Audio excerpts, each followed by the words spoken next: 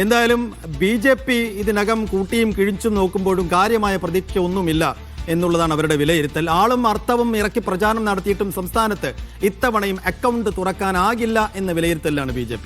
നേമത്തും കടക്കൂട്ടത്തും പോലും വിജയം ഉറപ്പില്ല എന്നാണ് കോർ കമ്മിറ്റിയിലെ വിലയിരുത്തൽ. പാലക്കാട്ട് വോട്ടിന് പണം നൽകിയും രമേശ് പിഷാരടിയെ തടഞ്ഞതും മറ്റു മണ്ഡലങ്ങളിലും തിരിച്ചടിയായെന്നും BJP വിലയിരുത്തുന്നു.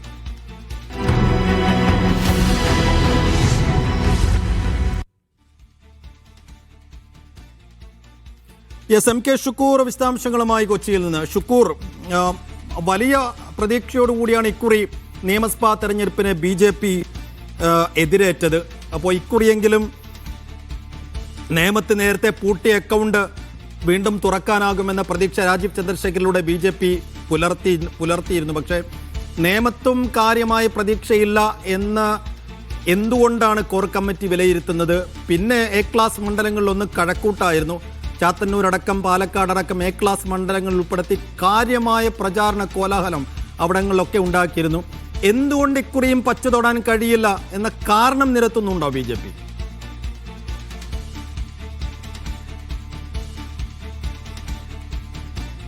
സൈഫുദ്ദീൻ, സംസ്ഥാനത്ത് ഏറ്റവും അവസാനം 3 സീറ്റുകളിലെങ്കിലും വിജയിക്കുമെന്ന ഒരു ഉറച്ച പ്രതീക്ഷ, അതായത് മഞ്ചേശ്വരം, നേമം, കഴക്കൂട്ടം, ഈ 3 സീറ്റുകളിലെങ്കിലും വിജയിക്കുമെന്ന ഒരു ഉറച്ച പ്രതീക്ഷ BJP വെച്ചു പുലർത്തിയിരുന്നു. എന്നാൽ പോളിംഗിന് ശേഷം BJP നേതൃത്വം നടത്തിയ പ്രാഥമികമായ കണക്കെടുപ്പിൽ തന്നെ അവർക്ക് ബോധ്യപ്പെട്ട ഒരു കാര്യം, ഒരു സീറ്റിലും വിജയം ഉറപ്പിക്കാനാവില്ല എന്നുള്ളതാണ്. അതിന് പ്രധാനപ്പെട്ട കാരണമായി അവർ ചൂണ്ടിക്കാട്ടുന്നത്, ഒന്ന്, ഈ സംസ്ഥാന സർക്കാരിനെതിരായ ഭരണവിരുദ്ധ വികാരം വളരെ ശക്തമായിരുന്നു. അതിനകത്ത് BJP ജനങ്ങളെ സംബന്ധിച്ച് ഒരു സർക്കാരിനെതിരായ ഒരു ഓപ്ഷനായി വന്നിട്ടില്ല എന്നുള്ളതാണ് ഏറ്റവും പ്രധാനപ്പെട്ട കാര്യം. അതിലൊന്ന്, നേമം പോലെയുള്ള സ്ഥലത്ത് അവർ വലിയ തോതിൽ എല്ലാ വിഭവങ്ങളും ഉപയോഗിച്ച് മത്സരിച്ചെങ്കിൽ പോലും അവിടെ ശിവൻകുട്ടിക്ക് തന്നെയാണ് വിജയസാധ്യത എന്നുള്ളതാണ് അവർ കണക്കാക്കുന്നത്. മറ്റൊന്ന്, കഴക്കൂട്ടത്തും സമാനമായ രീതിയിൽ ഒരു ഭരണവിരുദ്ധ വികാരം തന്നെയാണ് വന്നത്. അവിടെയും BJP ഒരു ഓപ്ഷനായി വന്നില്ല.